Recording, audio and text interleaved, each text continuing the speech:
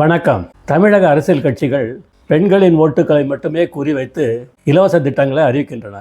திமுக 6 திட்டங்களை அறிவித்தால் அதிமுக 12 திட்டங்கள் அறிவிக்கிறது பெண்களுக்காக. மகளிருக்கு மாதம் ரூபாய் 1000 இப்பொழுது திமுக அரசு வழங்கி வருகிறது. அதை நாங்கள் ஆட்சிக்கு வந்தால் 2000 மாற்றுவோம்னு அதிமுக சொல்கிறது. அரசு டவுன் பஸ்களில் மகளிர் இலவசமாக பயணம் செய்ய இலவச பேருந்து இந்த அரசு இயக்கி வருகிறது. திமுக அரசு இயக்கி வருகிறது. வாக்காளர்களை கவர இலவச திட்டங்களை அள்ளித்தரும் அரசியல் கட்சிகள் ஆண்களை மட்டும் வஞ்சிப்பது ஏன்? ஆணும் பெண்ணும் சமம் என்று கூறுகிறார்கள்.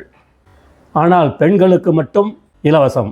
மாதந்தோறும் ஆண்களுக்கும் பெண்களைப் போல நிதி உதவி தர வேண்டும். ஆணுக்கு ஒரு நீதி, பெண்ணுக்கு ஒரு நீதி என பிரிவினை வேண்டாம். அனைவரும் சமநீதி வழங்க வேண்டும். இந்த விஷயத்தில் அதிமுக நாங்கள் ஆட்சிக்கு வந்தால் ஆண்களுக்கும் இலவச பயண திட்டம் வரும் அப்படின்னு சொல்லியிருக்காங்க. பரவாயில்ல, ஏதோ ஆண்களுக்காக ஒரு இலவச திட்டமாவது அறிவிச்சிருக்காங்க. அது வரைக்கும் சந்தோஷம். ஆனால் இலவச திட்டங்களே தேவையில்லை. இலவச திட்டங்கள் சோம்பேறியாக்குகிறது. இதுதான் உண்மை. ஜெய்ஹிந்த்.